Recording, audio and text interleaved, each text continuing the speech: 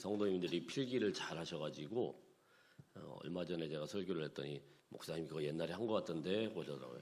옛날에 한 거 맞아요.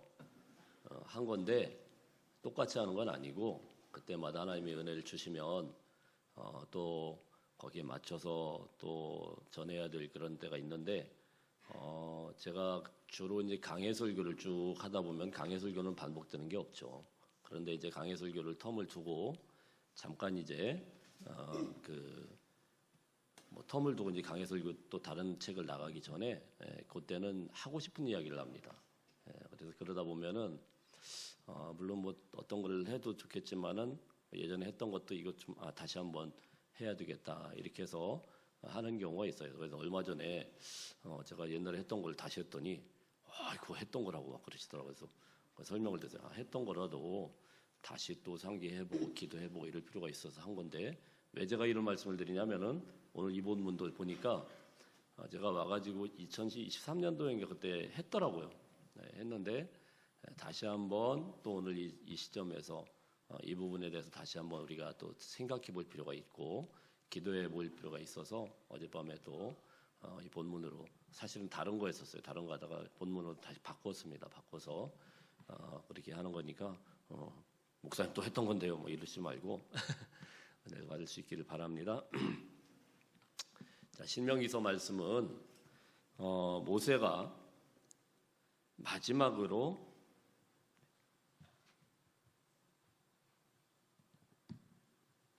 마지막으로 모압 평지에 서가지고 자신의 임박한 죽음을 앞두고 한 유언적인 말씀이 신명기서 전체에 다 기록이 되어 있어요. 그래서 1장부터 30장까지가 모세의 전체적인 유언적인 설교다 이렇게 볼 수가 있습니다. 그런데 31장부터는 그 이야기를 다 마치고 나서 새로운 리더십인 여호수아에게 그걸 이제 넘기면서 이야기를 쭉 하죠. 그리고 오늘 이제 32장에서는 마지막 어떻게 보면 부록과 같은 내용인데 32장은 찬양으로 이렇게 되어 있습니다. 하나님을 마지막으로 찬양하는 그런 내용이에요. 그러니까 이 배경을 쭉 보면 모세가 40년 동안의 광야 생활을 마치고 나서 이스라엘 백성들에게 다 설교를 하고 그리고 이제 할 말 다 하고 여호수아에게 리더십을 이제 넘기는 그런 일까지 다 끝내고 진짜 마지막으로 하나님을 찬양하는 그 모습이 오늘 32장에 쭉 나와 있습니다. 그러니까 이 하나님을 향한 찬양에 굉장히 많은 것들이 묻어 있겠죠. 지나간 40년을 바라보기도 하고 정말 마지막 혼신을 다해서 마지막 힘을 다해서 모든 이 에너지를 다 쏟아서 모세가 이스라엘 백성들에게 또 우리에게 들려주고 싶은 그런 노래의 내용인데요. 거기에 대해서 광야에 대해서 지나간 40년 동안의 광야에 대해서 그는 무엇이라고 이야기를 하냐면요. 오늘 10절 말씀 한번 읽어보겠습니다. 10절 말씀 시작. 여호와께서 그를 황무지에서 짐승이 부르짖는 광야에서 만나시고 호위하시며 보호하시며 자기의 눈동자같이 지키셨도다.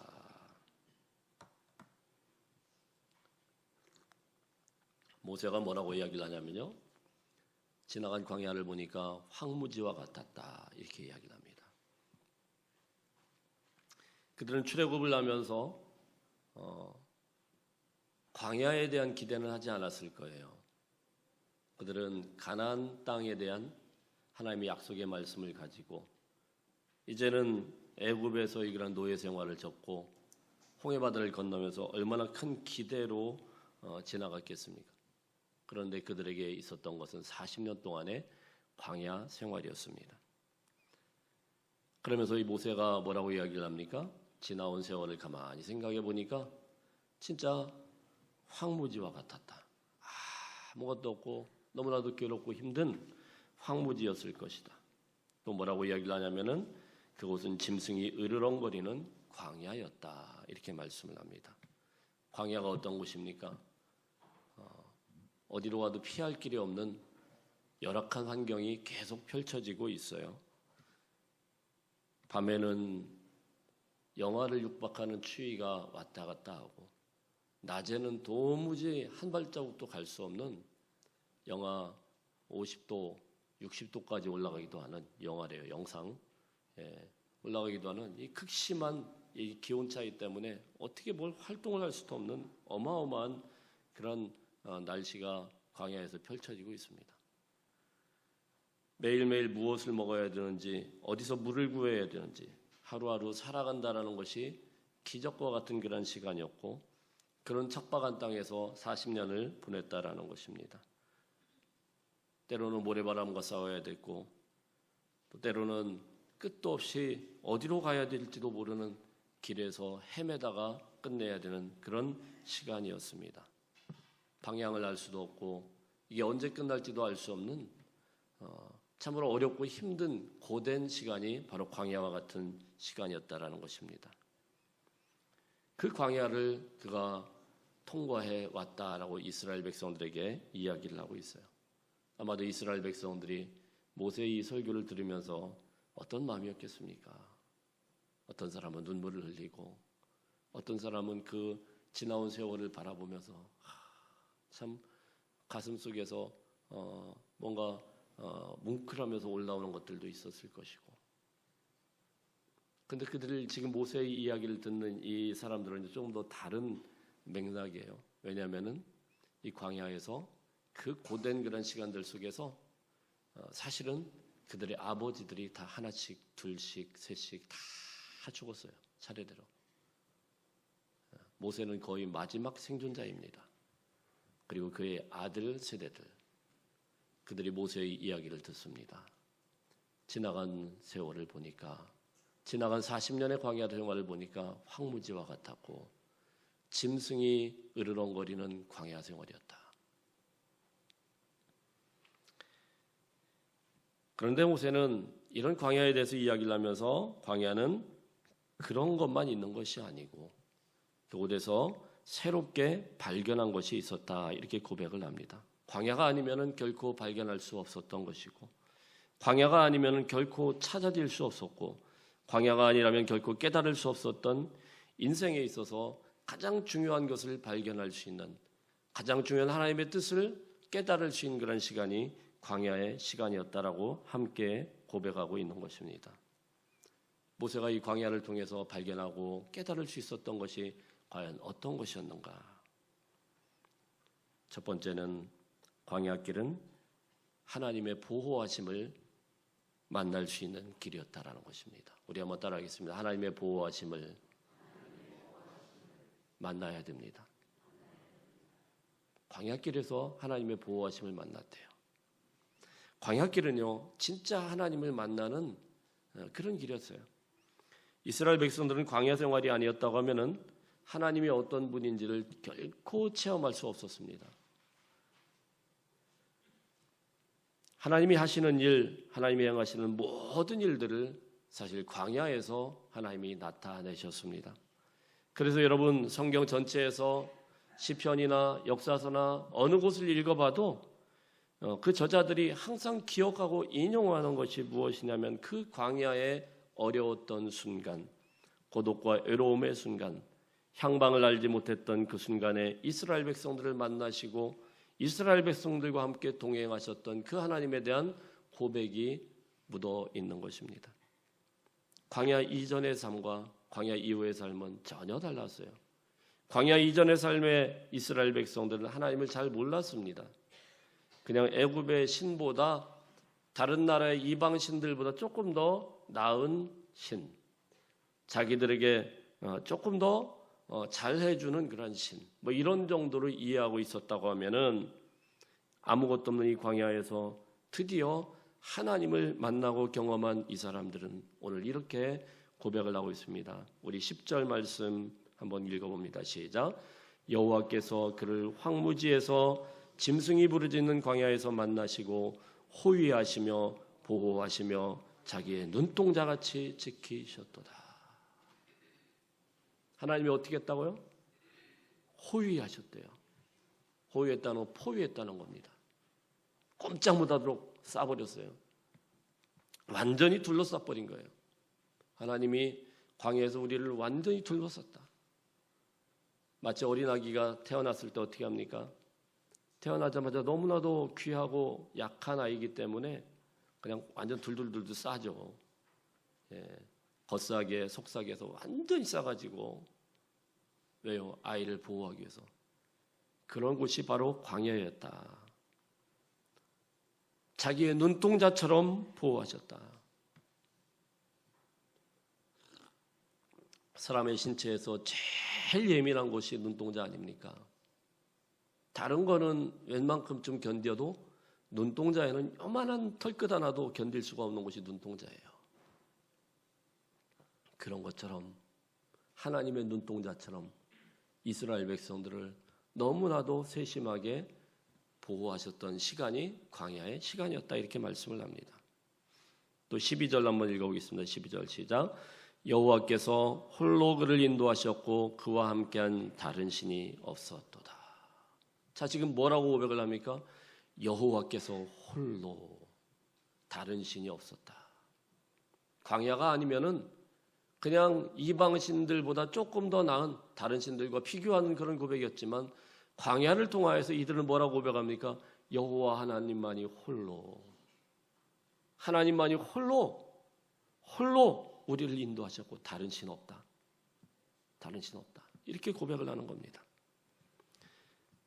사랑하는 성도 여러분, 우리가 살다 보면 인생의 광야길을 걷는 것 같은 그런 느낌과 또는 광야길을 경험하는 것 같은 그런 생각을 하게 되지 않습니까? 바로 그 광야길에 하나님이 함께하고 계신다는 것을 믿으시길 바랍니다.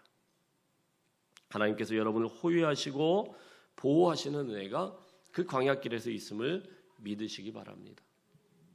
자기 눈동자처럼 지키시는 하나님의 사랑이 함께하고 계심을 고백하시고 믿으시기를 바랍니다. 저의 인생에도, 여러분의 인생에도 광야길이 있습니다. 어쩌면 우리는 매번마다, 항상 매 순간마다 모든 것들이 광야길의 인생인지도 모르겠습니다. 황폐함이 있고 메마르고 곤고하고 어렵게 됩니다. 괴로움이 있고 고민거리가 끊이지 않고 건강상의 문제가 늘 따라다닙니다. 외롭고 쓸쓸하고 의지할 데가 없게 됩니다.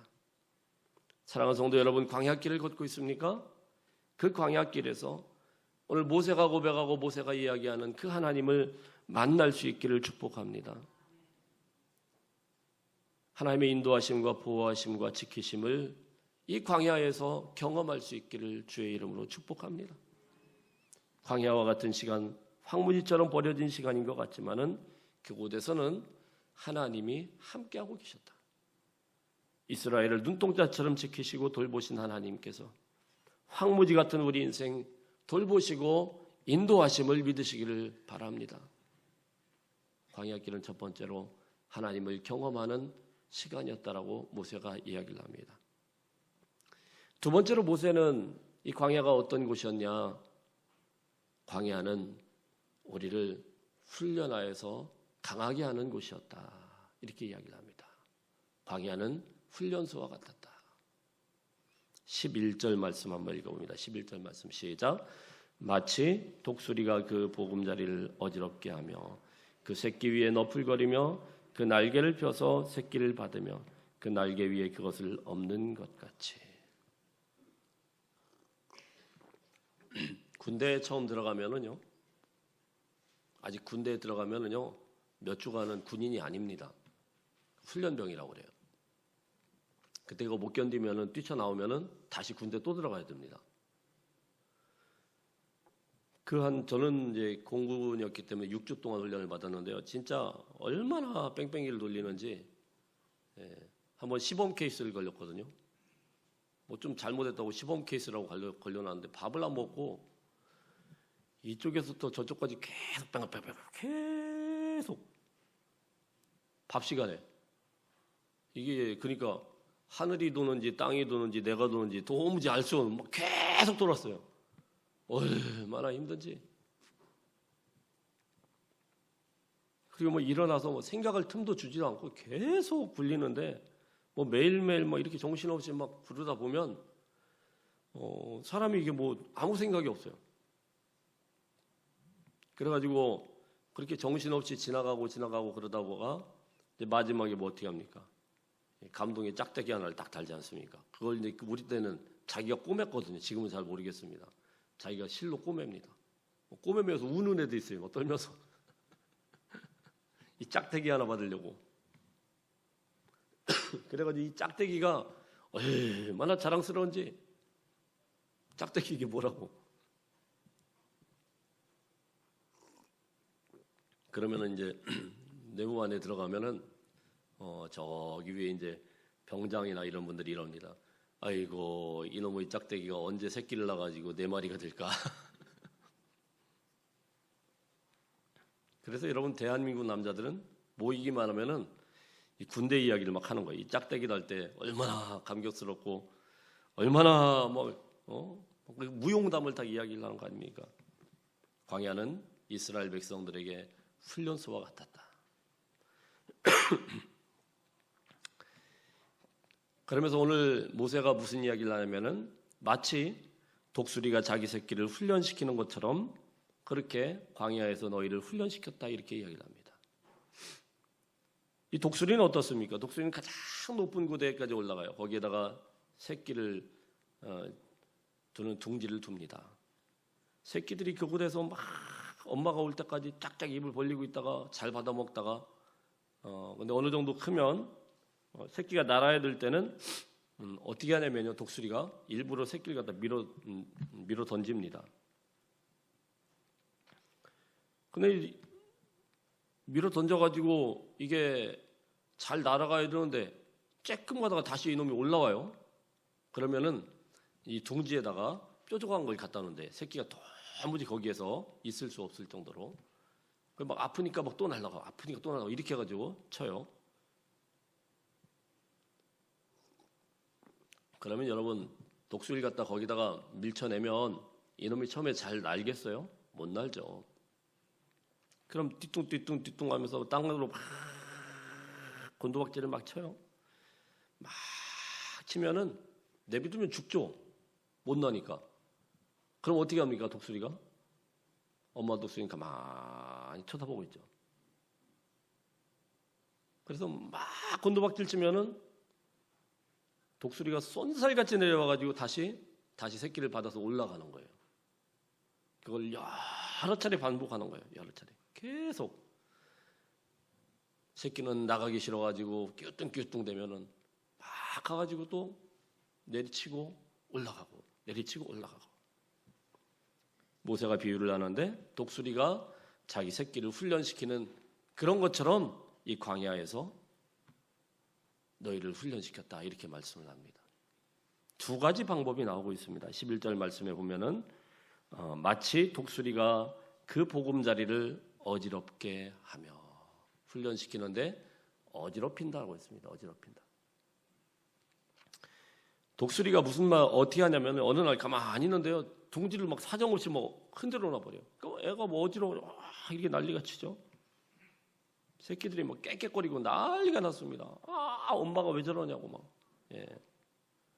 하나님께서 우리를 다루실 때도 이렇게 어지럽힐 때가 있어요. 정신없이 어지럽혀 놓는 거예요. 예. 전혀 예상도 못했던 소용돌이 속에서 막 정신이 없는 거죠.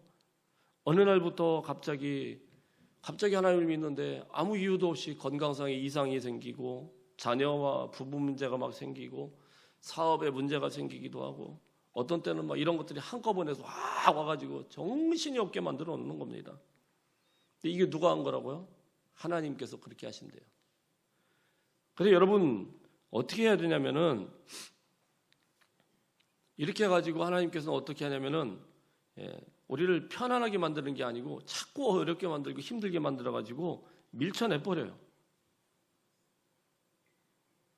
밖으로 내쳐요. 그럼 하나님이 나를 버리셨나 보다. 아닙니다.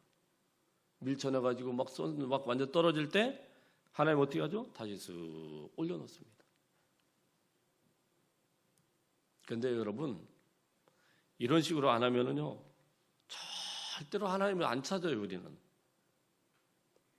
우리가 원하는 대로 모든 게 다 술술술 다 잘 풀리고 모든 것들이 다 잘 되면은요 하나님을 잘 믿을 것 같지만은 사실은 그렇지 않아요. 우리 인생에 어지럽혀지고 힘든 그런 순간이 있을 때 그때 하나님의 이름을 부르기 시작하는 거예요. 그래서 어지럽혀는데요. 그 다음에 어떻게 합니까? 오늘 말씀에 보면 공중에서 뚝 떨어뜨립니다. 어미가 못 살게 보니까 새끼들이 어쩔 수 없이 둥지에서 기어나오면은 어미는 이제 긴 날개 위에 새끼들을 얹어서 높은 하늘에 올라갑니다. 그거 내비두는 줄 알았더니 또 떨어뜨려요. 툭 떨어져요. 그러면 새끼가 난리가 나죠. 나 이제 이대로 죽는가 보다.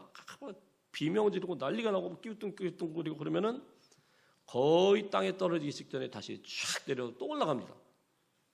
또 떨어뜨려요. 11절에 보면 그 새끼 위에 너풀거리며 그 날개를 펴서 새끼를 받으며 그 날개 위에 그것을 엎는 것 같이. 할렐루야. 하나님께서 이 일들을 반복적으로 광야에서 우리 인생에 베푸신다라는 것입니다. 하나님께서는 우리 인생에 똑같은 방법으로요, 어떻게 보면 잔인한 것처럼 우리 인생을 이렇게 막 험하게 다뤄요. 예수 믿고 교회를 열심히 다니는데도 가정에 어려운 문제가 계속 될 때가 있고, 기도를 열심히 하는데도 하나님이 어떤 거는 절대로 안 들어주시는 것 같고, 어떤 질병으로 오랫동안 고통을 받을 때도 있어요. 하나님 왜 그렇게 하십니까? 그것은 하나님께서 우리 유익을 위해서 선한 목적을 가지고 공중에서 우리를 반복적으로 뚝 떨어뜨리기 때문에 있는 일인 것입니다. 물론 우리의 입장에서는 아주 견디기 힘든 그런 시련일 수 있습니다. 그러나 바로 그때야말로 하나님께서 나를 다루는 시간이고 순간인 것을 믿으시기를 바랍니다. 그럼 언제까지 다루실까요? 헐헐 날 때까지.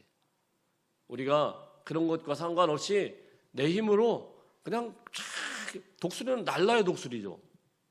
아니 독수리가 날르지도 않고 맨날 앉아가지고 사자하고 얘기하고 뭐 호랑이하고 얘기하고 이게 뭐 독수리입니까? 날라야죠 독수리는. 그러므로 여러분 삶에 자꾸만 힘들고 괴로운 일이 반복되면은 그거는 하나님께서 내 삶을 어지럽히는 그런 순간일 수도 있고 나를 그냥 툭 떨어뜨리는 그런 순간이 있고 이게 마귀가 우리를 괴롭히는 게 아니에요. 먼저 생각해요. 하나님 백성들은요. 마귀가 나를 공격했다. 물론 그런 경우도 있습니다. 그런 피해의식으로 생각하면 안 돼요. 하나님이 나를 훈련시키는 시간이구나. 내가 날아가도록 내가 독수리처럼 훨훨 날도록 하나님이 나를 훈련시키는구나. 이렇게 생각하고 더 힘을 내고 하나님 앞에 나가고 하나님을 의지하고 그렇게 나가야 되는 거예요. 그래서 오늘 말씀에서는 이런 훈련소가 광야다 이렇게 말씀을 합니다. 실제로 여러분 이 40년 동안 이스라엘 백성들의 믿음이 얼마나 성숙됐는지 몰라요. 홍해 건널 때와 요단강 건널 때는 전혀 달라요. 똑같은 물인데 홍해 바다 앞에서는 어떻습니까? 이 사람들이 벌벌벌 떨었어요. 막 당황해하고. 그래서 하나님께서 막 떨고 있는 이스라엘 백성들을 향해서 밤새도록 동풍을 불어가지고 바다를 싹 갈라놓고 거기 가라고 그러거든요. 갈라놓으니까 가죠. 요단강 건널 때는 어떻습니까? 그런 거 없어요. 그냥 이스라엘 백성들한테 강물이 넘실넘실 거리는데 가. 바다 가르지도 않았어요. 가. 그러니까 갑니다. 정신 나갔죠?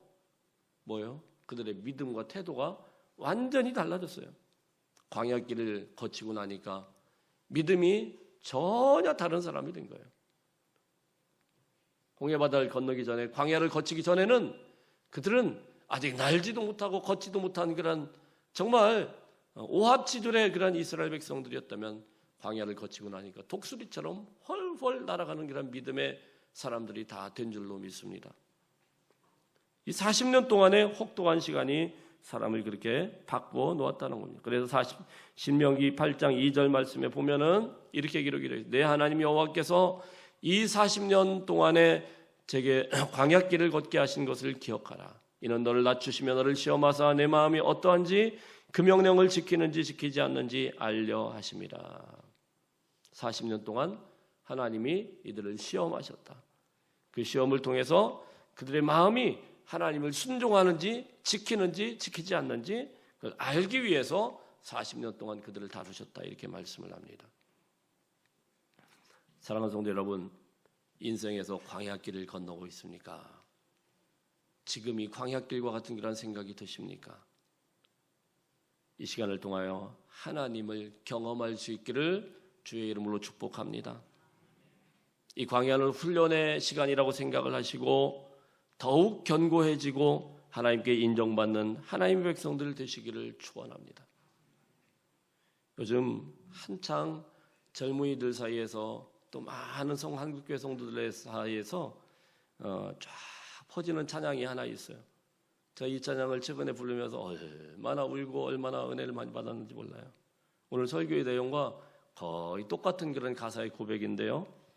한번 띄워주시겠어요? 광야를 지나려며 라는 그런 찬양인데요. 제가 읽겠습니다.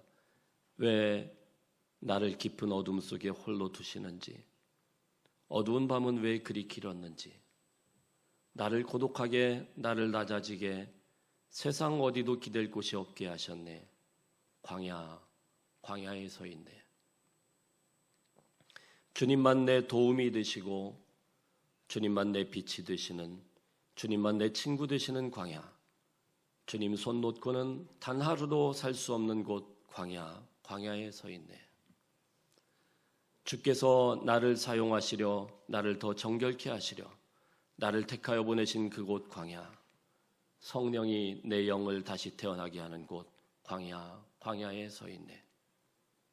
내 자아가 산산이 깨지고 높아지려 했던 내 꿈도 주님 앞에 내려놓고 오직 주님 뜻만 이루어지기를, 나를 통해 주님만 드러나시기를 광야를 지나며. 제가 그 찬양을 잘해가지고 그죠? 이거를 같이 다 오늘 하고 싶은데 목 상태가 영 아니라서 오늘 이 영상을 가지고 한번 이 찬양 꼭 해야 될 것 같아요. 저도 따라하고 여러분도 따라하면서 한번 고백해 볼 수 있길 바랍니다. 한번 틀어주세요. 반주니까 좀 크게 틀어주세요.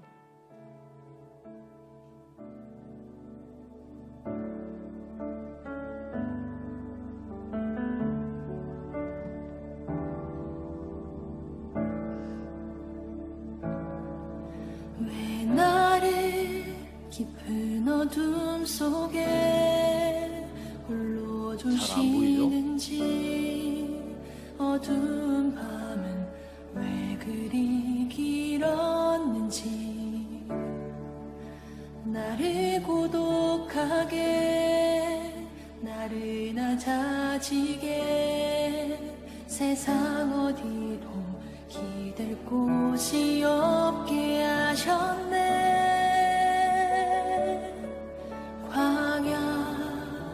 광야에 서 있네. 주님만 하겠습니다. 주님만 내 도움이 되시고 주님만 내 빛이 되시는, 주님만 내 친구 되시는 광야, 주님 손 놓고는 단 하루도 살 수 없는 곳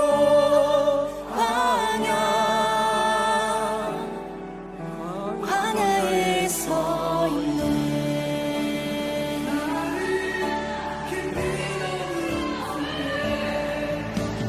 나를 그 어둠 속에 홀로 두시는지 어두운 밤은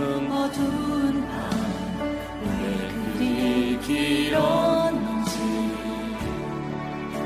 나를 고독하게 나를 낮아지게 세상 어디 기댈 곳이 없게 하셨네.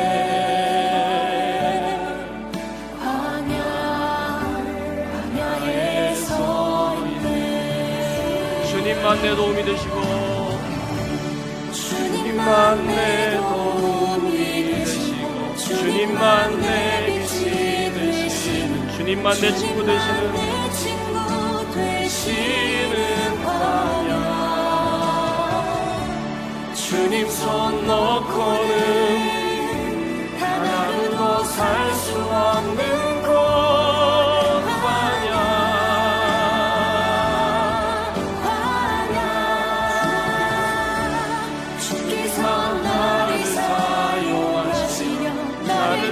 정결케 하시려 나를 택하여 보내신 그곳 광야 성령이 내 영을 다시 태어나게 하는 곳 광야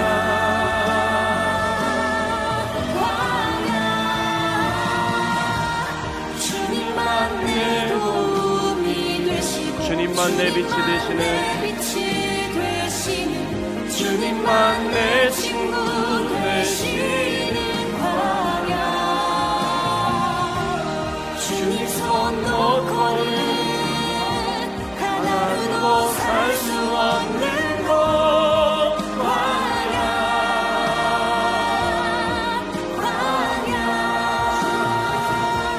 주께서 나를 사용하시려 나를 더 정결케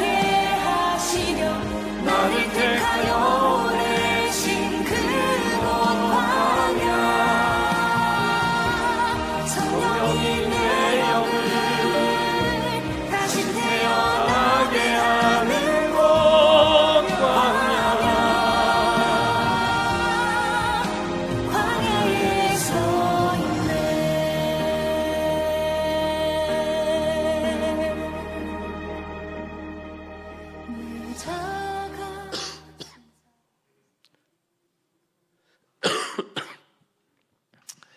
예, 생소하기는 해도 사랑하는 성도 여러분, 인생의 광야를 거치지 않는 사람이 우리 가운데 누가 있겠습니까? 고난 없는 사람은 교만할 수밖에 없어요. 고난의 광야를 거치지 않는 사람은 이 세상에 썩어질 것에 생명을 겁니다. 그들은 현실 때문에 미래를 팔 수밖에 없는 그런 조잡한 인생으로 끝날 수밖에 없습니다. 여러분, 우리 인생은요 길지 않아요. 다시 반복되지도 않습니다. 우리 인생 그렇게 쉬운 거 아닙니다. 환경만 따라가지 마시길 바랍니다. 하나님이 우리에게 주신 그런 사명을 끝까지 만들어가고 주님의 역사를 이루어 나가는 하나님의 교회, 주의 성도들이 되시고 오늘도 우리의 삶 가운데 붙들어 주시고 동행해 주신 그 하나님과 더불어서 일어서서 내가 걸어가야 할 이유가 되시고 나를 붙드시는 그 하나님, 주님을 붙들지 않으면은 도무지 앞으로 나갈 수도 없는 그런 광야와 같은 삶 가운데서 끝까지 하나님을 의지하며 한 걸음 한 걸음 내디딜 수 있는 믿음에 승리할 수 있는 우리 성도님들 되시기를 주의 이름으로 축복합니다. 우리 기도하겠습니다. 이 시간에 말씀 붙들고 잠시 기도합니다. 하나님, 우리가 인생 살다 보면 광야와 같은 어려움들, 혼고함들이 끊임없이 우리를 괴롭히고 세찬 모래바람처럼 우리를 정신없이 어지럽히고 힘들 때야 할 때가 더 많습니다. 이런 순간에 하나님께서 나를 다루시는 그런 손길을 기억하게 하시고 그곳에서 하나님을 만나게 하시고 하나님 먼저 사모하며 하나님을 경험하기를 원합니다. 주여, 이 시간에 성령 충만하게 하시고 우리 가운데 말씀하여 주시고 역사하여 주시고 임재하여 주시옵소서. 변화시켜 주옵소서. 간절한 마음으로 말씀을 붙들고 같이 합심하여 함께 기도하겠습니다. 하나님 아버지 고맙습니다. 이 아침에 주님의 임재를 경험하기를 원합니다. 하나님, 참으로 이제 우리 인생이 광야와 같고 어려움이 있고 참으로 곤고함이 있지만 하나님, 우리를 다루시는 하나님의 그 손길을 알게 하시고 하나님, 우리와 함께 하시는 주님을 경험하게 하시고 우리를 이끄시는 주님을 온전히 찬양하며 나갈 수 있는 인생들 되게 하시고 광야를 통하여서 우리를 훈련시키고 광야를 통하여서 우리를 새롭게 하실 주님을 보게 하여 주시옵소서. 하나님, 참으로 우리가 이 땅에서 가장 소중한 것이 무엇인지를 깨닫게 되는 그런 시간이 되게 하여 주시옵시고 인생의 광야길을 건너는 우리의 주의 백성들을 주님께서 붙들어 주시고 황무지 같은 인생 속에서 능히 비를 대시고 물된 동산처럼 축복하시는 그 하나님의 능력과 도우심을 체험하는 하나님의 백성들 되게 하여 주옵소서. 지치고 힘들고 쓰러져 있는 그런 주님의 백성들이 다시 일어나서 걸어가야 될 그런 분명한 이유를 광야 가운데서 알게 하시고 하나님 잡은 하나님을 믿는 믿음 가운데서 확신 가운데서 이제 훨훨 날 수 있는 독수리처럼 날아갈 수 있는 믿음의 원속들 다 되게 하여 주옵소서. 하나님 붙드시고 인도하여 주실 줄로 믿습니다. 좀 붙들어 주옵소서.